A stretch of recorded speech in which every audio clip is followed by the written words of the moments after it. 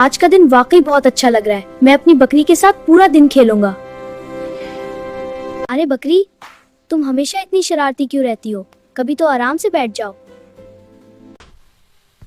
अली बेटा, अब ईद उल अज़हा करीब आ रही है और हमें इसकी तैयारी करनी है।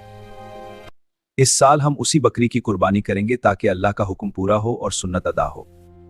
मैं तुम्हें कैसे छोड़ सकता हूँ बकरी, तुम तो मेरी सबसे प्यारी दोस्त हो। मैं तुमसे बहुत मोहब्बत करता हूँ। बेटा अली, कुर्बानी हमें हजरत इब्राहीम अलैहिस्सलाम की अजीम इताअत याद दिलाती है और ये अल्लाह का हुक्म है जिस पर हमें दिल से अमल करना चाहिए। असल कुर्बानी जानवर की नहीं होती, बल्कि अपनी पसंदीदा चीज अल्लाह के लिए छोड़ देने का नाम कुर्बानी है।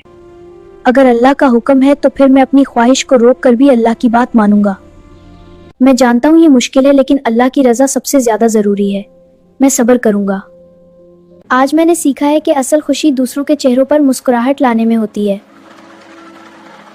इसी तरह की मजीद दिलचस्प वीडियोस देखने के लिए हमारे चैनल को लाइक करें। सब्सक्राइब लाजमी करना।